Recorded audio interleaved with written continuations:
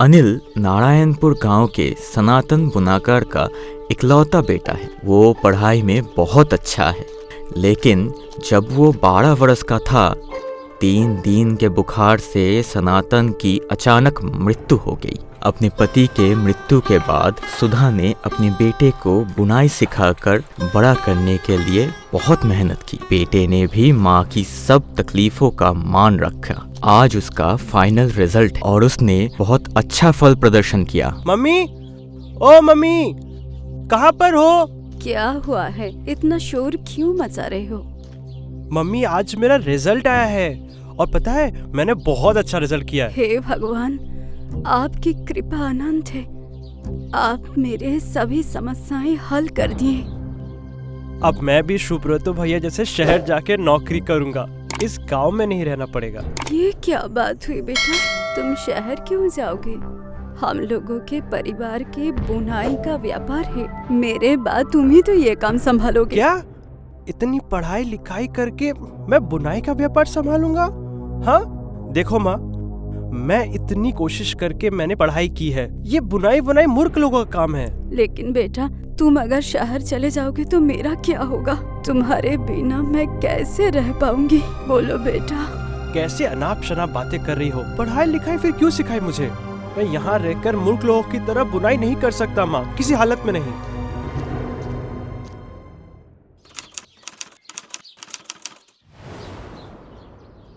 बेटा, लो पकड़ो, इसमें कुछ खाना है।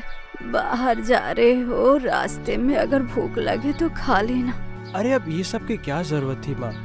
मैं तो शहर ही जा रहा हूँ।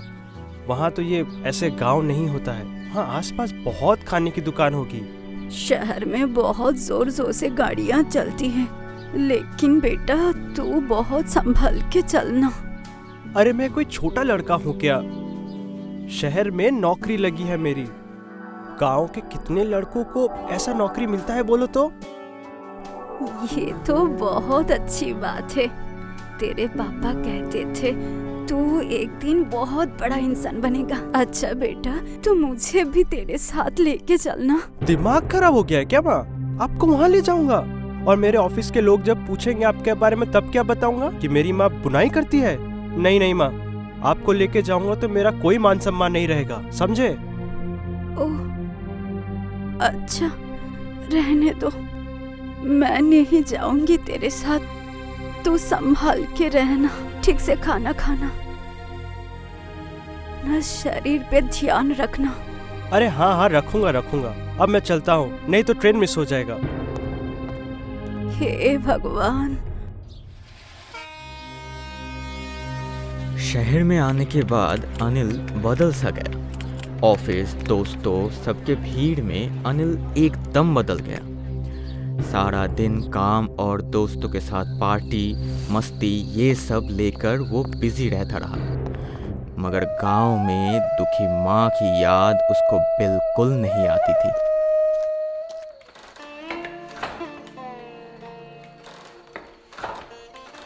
क्या सुधा? नौगिन की बीबी ने बोला तुम्हारा बहुत बुखार है, यहाँ तुम काम कर रही हो? नागिन की बीवी की ये एक बुरा स्वभाव है। एक छोटी सी चीज इतना बड़ा करके बोलते हैं कि सब डर जाते हैं। मैं ठीक हूँ। ठीक हो बोलने से ही तो तुम ठीक नहीं हो जाओगी। अनिल को समाचार दें। उसकी बात छोड़िए दीदी, छोटी सी बीमारी के लिए उसको संदेशा भेजने की कोई जरूरत नहीं है। वो चिंतित हो जाएगा। अरे तुम तो उसकी माँ हो, तुम्हारी तबीयत का हाल तो उससे पता होना चाहिए। नहीं नहीं दीदी, वो अभी बहुत व्यस्त है। मेरा ये हालत जानकर बहुत परेशान हो जाएगा। नया नौकरी, उसको अभी छुट्टी नहीं मिलेगी। रहने दो, तुमको अपनी बेटे के नाम पर कुछ नहीं बोलना चाहिए। मैं तुम्हारे बेटे के तरफ पढ़ी लिखी तो नहीं हूँ, लेकिन मुझे बेवकूफ मत समझो। शहर में जाने के बाद से आज तक तुम्हारा एक बार भी ख्याल नहीं आया उसको। दवाइयाँ भेज रही हूँ, खा लेना और अपना ध्यान रखना। मैं चलती हूँ।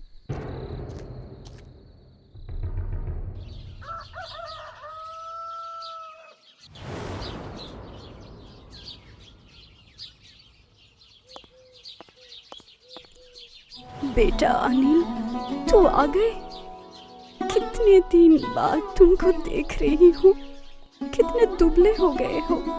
आजा आजा बेटा, घर में आजा। मैं और शहर नहीं लौटूंगा माँ, और वहाँ मुझे लौटना भी नहीं होगा। क्यों बेटा, ऐसा क्या हो गया?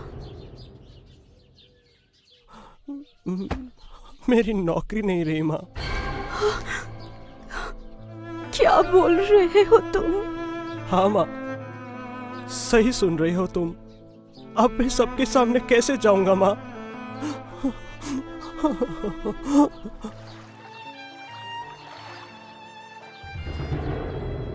इसके बाद अनिल सिर्फ मन उदास करके घर पे बैठा रहता था। सुधा ने बहुत कोशिश की लेकिन उसको कुछ समझा नहीं पाई। भाभी, ओ भाभी, सुनती हो? अरे गोपाल भैया, आपका साड़ी का ऑर्डर सब तैयार हो गया। मैं कल ही जाकर आपके घर पे दे आती। अरे भाभी, वो सब ठीक है। आप जब दाय लिए हो उसकी चिंता मुझे नहीं है। आपके यहाँ मैं कितने सालों से साड़ी ले रहा हूँ, लेकिन मैं अभी आया हूँ दूसरे काम से। क्या बात है भैया? मैं यहाँ आज आया हूँ दूसरा एक ऑर्डर लेकर। गांव के प्रधान को तुम्हारे हाथों की साड़ी बहुत अच्छी लगी। हाँ, ऐसा बात है? ये तो बहुत खुशी की बात है। इसीलिए तो प्रधान ने मुझे 15 साड़ी का ऑर्डर देने को कहा। अगले महीने तक उन्हें चाहिए। कुछ एडवांस भी दिए है। सब समझ रहे हैं गोपाल भैया, लेकिन मैं अकेली औरत, 1 महीने में अकेली औरत क्या एक साथ कर पाएंगे? भाभी, घर में आती हुई लक्ष्मी को लौटाना नहीं चाहिए। आप अपने लड़के को बोलिए आपकी सहायता करने के लिए। मिलकर बना लीजिए। मैं बहुत आश करके आपके पास आया हूँ।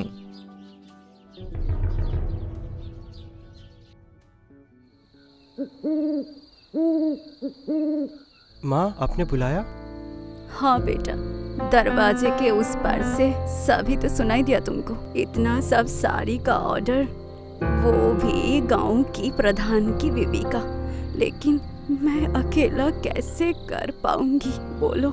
यदि तुम मुझे मदद करते तो कर पाती। माँ, क्या बोला आपने? पढ़ाई लिखाई सीखकर अभी मैं बुनाई का काम करूंगा? ये आपने कैसे सोच लिया माँ? बेटा, कोई भी काम छोटा नहीं होता, और जो काम ईमानदारी से किया जाता है उससे कभी छोटा नहीं समझना चाहिए। लोग क्या सोचेंगे माँ? अनिल इतना पढ़ाई लिखाई सीखकर बुनाई का काम कर रहा है। लोग क्या कहेंगे यही तेरे पास सबसे बड़ा हुआ। इसके अलावा गांव में सभी लोग जानते हैं मैं तुझे पढ़ाई लिखाई शिक्षा दी बुनाई का काम करके। अब तो तू घर पर ही है, मेरे साथ वो काम कर। नौकरी मिलने के बाद छोड़ देना। लेकिन मुझे तो बुनाई नहीं आता। मैं तो हूँ, मैं तुझे सब शिक्षा दे दूंगी।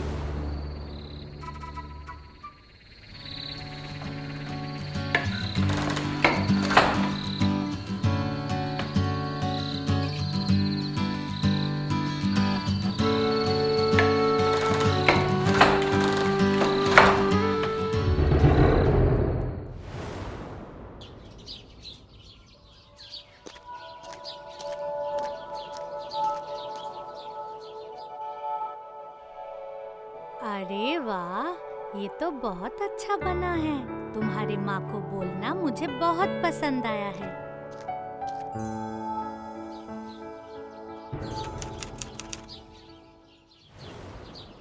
$10,000। इस महीने पूरे 10,000 का लाभ हुआ है माँ, और बहुत सारे नए ऑर्डर भी मिला है। मैं तो तुझे पहले से ही बोली थी, अच्छे से काम करने से इस बुनाई का काम में बहुत अच्छा कमाई हो सकता है। तुमने ठीक ही कहा था माँ। शहर में दिन रात मेहनत करने के बाद, मालिक की ताने सुनने के बाद सिर्फ महीने में 8,000 रुपए मिलता था। हाँ रे बेटा, मैं तुझे जो करने को बोला था इससे कितना लाभ हुआ।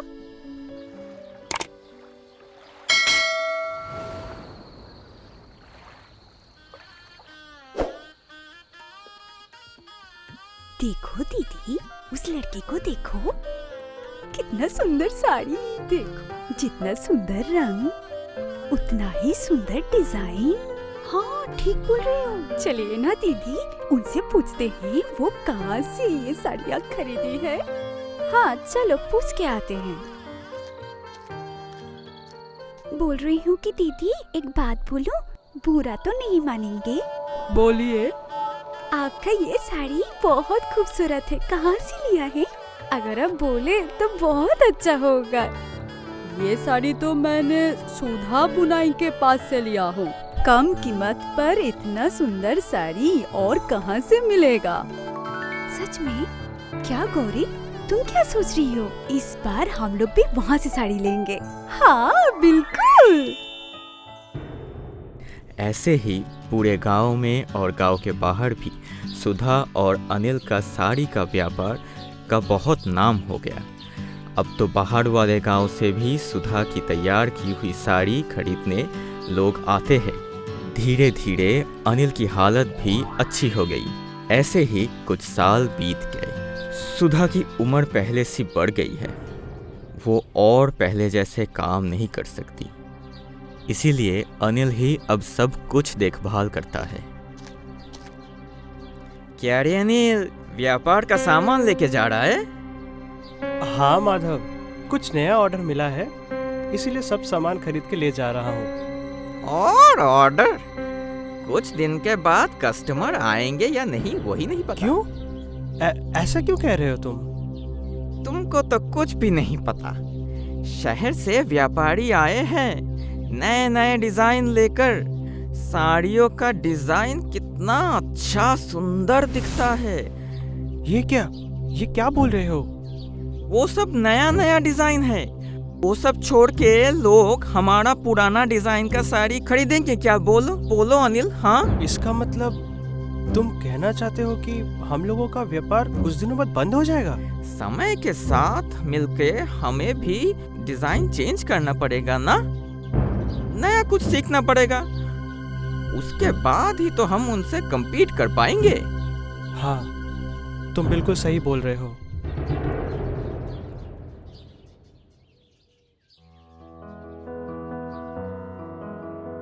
बेटा, तुम सारा सामान ले आए हो ना? देख, हमारे बनाए हुआ नया साड़ी कितना सुंदर लग रहा है। जितना सुंदर रंग उतना सुंदर नक्शा, सबको पसंद आ जाएगा।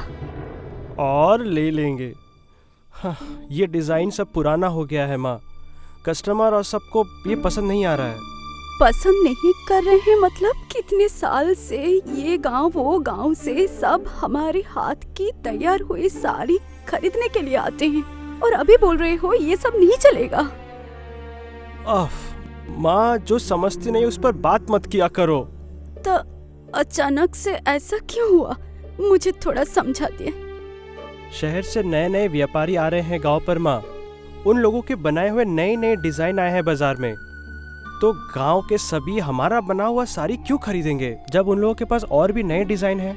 तो फिर हम लोगों का क्या होगा? क्या करूं? जो भी हो, तुम चिंता मत करो माँ। अब जो भी करना है मुझे करना है। तुम्हारी उम्र हो रही है, अब से तुम सिर्फ आराम करोगी। क्या बोल रहे हो तुम? नहीं नहीं, हमें आराम करने का जरूरत नहीं। माँ, तुमको जो बोल रहा हूँ तुम वही करो। कोई भी काम करने की जरूरत नहीं है तुम्हें। और ये सब नए नए काम इस उम्र में तुम नहीं कर पाओगी। मैं ही ये नए नए काम सीखकर खुद ही साड़ी बनाऊंगा। तब से अनिल ने नया साड़ी का डिज़ाइन सीखकर साड़ियाँ बनाना भी शुरू कर दिया और वो सब साड़ियाँ बाजार में बिकने भी लगी। लेकिन सुधा के घर का बुनान एकदम बंद हो गया। सुधा सारा दिन बिस्तर में ही पड़ी रहती थी। तबीयत भी कुछ अच्छी नहीं थी उसकी।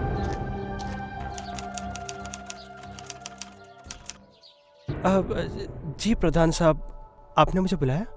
तुम वो सुधा जो वो इलाके में सबसे अच्छी बुनाई करती है, उसके लड़के हो ना?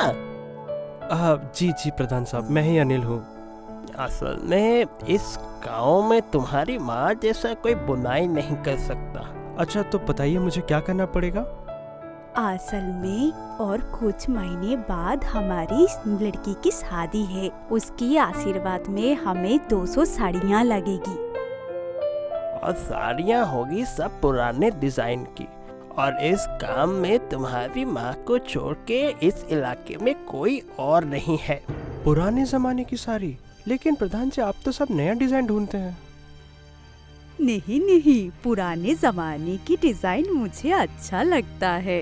तुम क्या बना सकोगे? अगर तुम नहीं कर सकते हो तो अभी मना कर दो।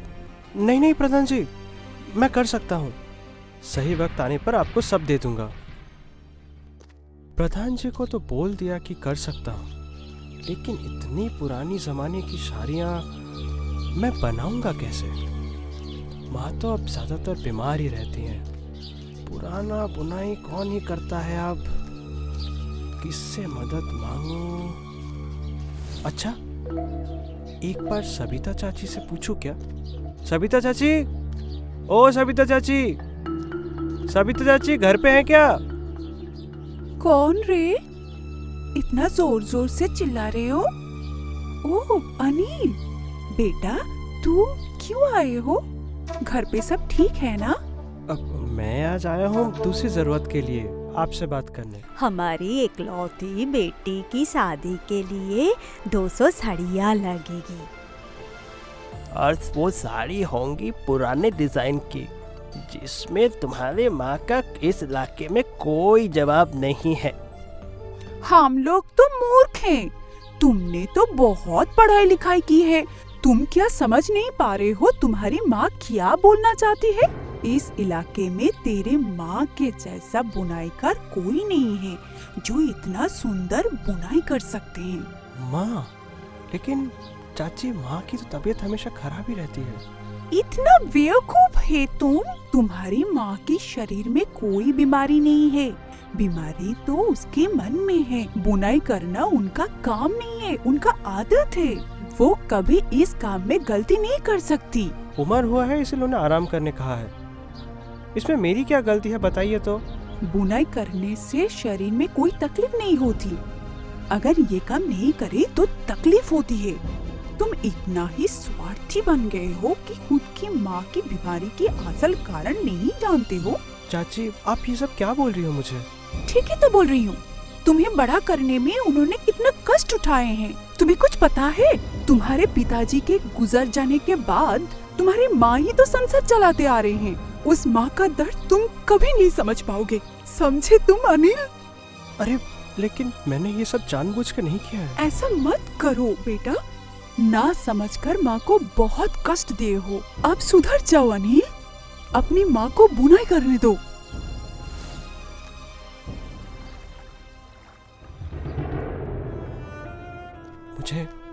मुझे माफ कर दो माँ।